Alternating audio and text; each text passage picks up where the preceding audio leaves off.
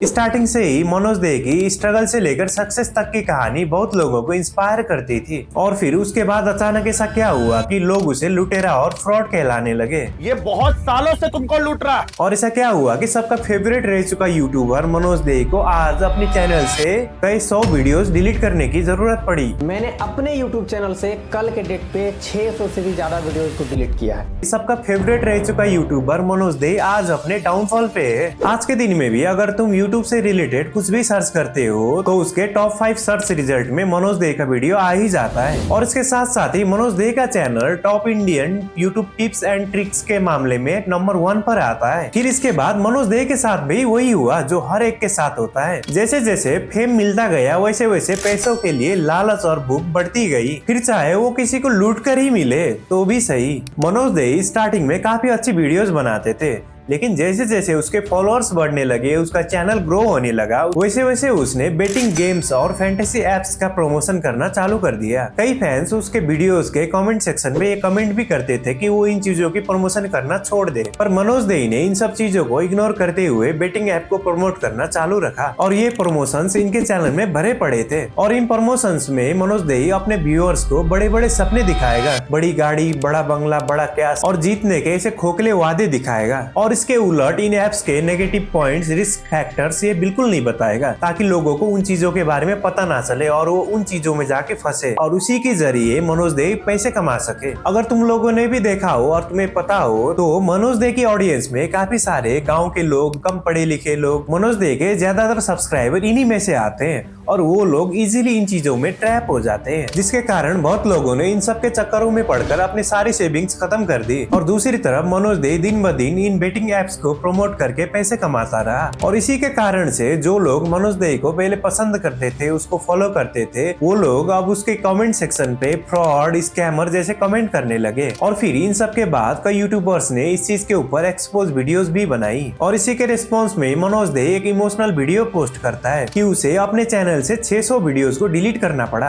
भाई डिलीट करते टाइम आंखों से आंसू आ रहा था, कर नहीं पा रहा था, दिल में पत्थर रख के बोलता है कि कंटेंट को डिलीट करो। लेकिन इन सब वीडियोस को डिलीट करने का रीजन ये नहीं था कि मनोज दे को अपनी ऑडियंस का फाइनेंशियल लॉस का दुख है या फिर उसे इस चीज का गिल्ट है। एक्चुअल रीजन ये था कि जब यूट्यूब को पता लगा कि काफी सारे क्रिएटर्स उनके व्यूअर्स को फाइनेंशियली मिसलीड कर रहे हैं, तभी यूट्यूब ने एक स्ट्रिक्ट रूल निकाला कि अगर कोई भी क्रिएटर अपनी वीडियोस में फैंटेसी गेमिंग और बेटिंग एप्स की प्रमोशन करेगा तो उसके वीडियोस पे डायरेक्टली स्ट्राइक आ जाएगा। और इसी कारण की वजह से मनोज दे ने उन सारी वीडियोस को डिलीट की थी जिसमें उसने बेटिंग और स्कैमी एप्स का प्रमोट किया था। और अगर तुम्हें पता ना हो तो इन क्रिएटर्स को इस बेटिंग एप्स को प्रमोट करने के लिए इनिशियल डिपॉजिट का 50 से लेकर 80% तक एज ए कमीशन दिया जाता है, जो कि और चीजों के प्रमोशन के मुकाबले में काफी ज्यादा है। अब बेटिंग का पैसा आना तो बंद हो चुका था, तो मनोज दे को अब दूसरा तरीका अपनाना था जहाँ से वो अपने फॉलोअर से पैसा ऐड सके। 12 जुलाई 2025 को वो अपने चैनल पर एक यूट्यूब कोर्स लॉन्च करता है, जिसका प्राइस सुनकर हर कोई हैरान हो गया। मैंने आप सबके लिए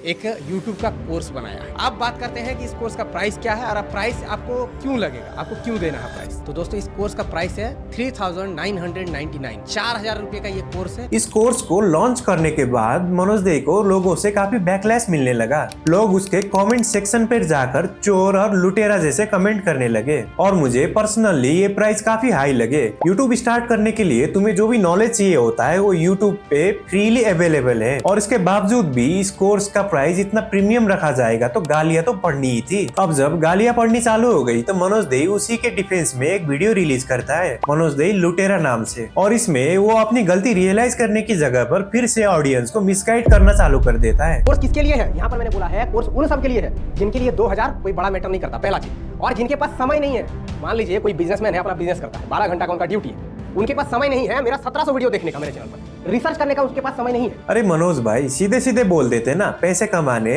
और वैसे भी हम सबको पता है कि मनोज दे की मैक्सिमम ऑडियंस कौन है, वो लोग जो ठीक से अपनी बेसिक चीजें अफोर्ड नहीं कर सकते। कई बार हमें मनोज दे की वीडियोस में देखने को मिलता है कई सारे लोग इनके पास आते हैं यूट्यूब के रिलेटेड कोई भी प्रॉब्लम लेकर, उनकी हालत क्या होती है। और ये भाई का भी रो रो के हालत खराब हुई है। अब ये क्यों रो रहे हैं ना, इसके पीछे मैं आप लोगों को रीजन बताता हूँ। और वो लोग जो पहले से ही फाइनेंशियली स्ट्रगल कर रहे हैं उनके लिए कोर्स रिलीज किया जाता है, वो भी 4000 के प्रीमियम प्राइस पे। ये तो किसी तरीके से जस्टिफाई नहीं होता। अब इन सब के बाद भी कई लोगों को लगेगा कि कोर्स ही तो बेच रहा है, कोर्स बेचने में क्या बुराई है, कई लोग बेचते हैं। तो इसी के लिए मैं मनोज दे का डबल स्टैंडर्ड दिखाना चाहता हूँ। चीज देखोगे ना, जितने भी सक्सेसफुल यूट्यूबर है आज की डेट पे, जो भी नाम हमारे दिमाग में आता है, किसी ने यूट्यूब कोर्स नहीं खरीदा, क्योंकि उस जमाने में यूट्यूब कोर्स था ही और फिर भी लोग सक्सेसफुल हो गए। यानी कुल मिला के सही बात यह है कि यूट्यूब पर सफल होने के लिए कोर्स की जरूरत ही नहीं। जो बंदा कुछ दिनों पहले इंटरव्यू में आकर बोलता है कि यूट्यूबर बनने के लिए कोर्स खरीदने की कोई जरूरत नहीं है, वही बंदा आज खुद कह रहा है कि यूट्यूबर बनना है तो मेरा कोर्स खरीद लो। कुछ महीने पहले नियॉन मैन और सौरभ जोशी की कंट्रोवर्सी हुई थी और ये बंदा वहाँ भी जबरदस्ती घुस गया। बेसिकली हुआ ये था कि नियॉन मैन एक न्यूज कवर करता है जिसमें वो ये बताता है कि एक ब्लॉगर सौरभ जोशी से मिलने के लिए गया, लेकिन सौरभ जोशी उनसे मिला नहीं। और इसी बात को लेकर सौरभ जोशी भी थोड़ा ऑफेंड हो जाते हैं और सौरभ जोशी कमेंट करता है कि same on you neon man, और इसके रिप्लाई में नियॉन मैन भी भड़क जाते हैं और वो फिर एक प्रॉपर एक्सप्लेनेशन वीडियो बनाते हैं। गोरा व्लॉगर का ओपिनियन डाला एंड सौरभ जोशी का भी रिप्लाई दे दिया, जैसे कि आपने अभी सुना। मेरे ऊपर उन्होंने जो ये लाइन लिखा उसके ऊपर मैं भी रिप्लाई देना चाहूंगा। और उसी आग में मौका देख के कूद जाते अपने मनोज दे, ये बोलते हुए कि कैसे सौरभ जोशी ने उनके साथ भी बिल्कुल ऐसा ही किया था। जब सौरभ के साथ मेरा ये इंसिडेंट हुआ था तो भाई कसम से बता रहा हूँ बहुत हॉट हुआ था। मेरे को आंख से आंसू तक निकले थे। जिसको मैं अपना दोस्त मानता था उसने मुझे बिना वजह ही ब्लॉक कर दिया। और इस पोस्ट को नोटिस करने के बाद एक पॉपुलर यूट्यूबर मनोज दे को बुरी तरीके से एक्सपोज कर देता है। हमारे मनोज भाई हर्ट हुए हैं। इनका कहना है कि सौरभ बड़े बड़े यूट्यूबर्स के साथ रहना चाहता है और हम उनके औकात के बिल्कुल भी बराबर नहीं है। पर मनोज भाई तुम तो डाउन टू अर्थ हो ना,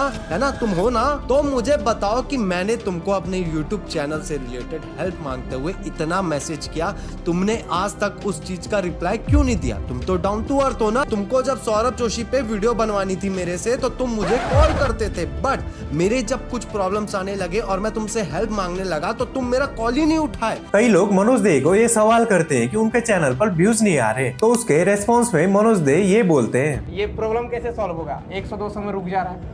तो अब ये चीज का देखिए मैं बताता हूँ सोल्यूशन क्या है। आपका सब्सक्राइबर बेस बढ़ाना पड़ेगा। क्या? आपका सब्सक्राइबर बेस बढ़ाना पड़ेगा। अच्छा, वाओ, ऐसा नहीं हो सकता, कह दो कि ये झूठ है। ये यहाँ पर व्यूज बढ़ाने के लिए सब्सक्राइबर्स बढ़ाने की बात कर रहे हैं। अरे भाई, जब व्यूज आएंगे तभी तो सब्सक्राइबर्स बढ़ेंगे। तो ये कैसा सोल्यूशन हुआ? यहीं पर नहीं, इनके चैनल में आधे से ज्यादा वीडियोस तो क्लिकबेट और मिसलीडिंग है, जिनमें ये पहले खुद प्रॉब्लम को क्रिएट करते हैं, उसके बाद उसका सोल्यूशन देते हैं। आपके चैनल का सेटिंग गड़बड़ है, इसीलिए व्यूज नहीं आ रहे। A few moments later. आप लोग का बहुत ज्यादा डाउट रहता है कि क्या ऐसा कोई सेटिंग होता है जिससे व्यूज आएगा? तो ऐसा कोई भी दोस्तों यूट्यूब पे सेटिंग ही नहीं होता है। चूतिया बनाया तुमको। चैनल से रिलेटेड किसी प्रॉब्लम का सोल्यूशन आए ना आए, मनोज दे को ऑडियंस का अटेंशन ग्रैब करना अच्छी तरीके से आता है। इसे अपने चैनल पे मसाला और ड्रामा क्रिएट करना अच्छी तरीके से आता है। और इसके साथ ही आज की वीडियो यहीं पे खत्म करते हैं। वीडियो कैसी लगी नीचे कमेंट करके बताओ। अगर वीडियो अच्छी लगी हो तो लाइक, शेयर और चैनल को सब्सक्राइब कर दो। मिलते हैं अगले वीडियो में, तब तक के लिए सब्सक्राइब कर दो।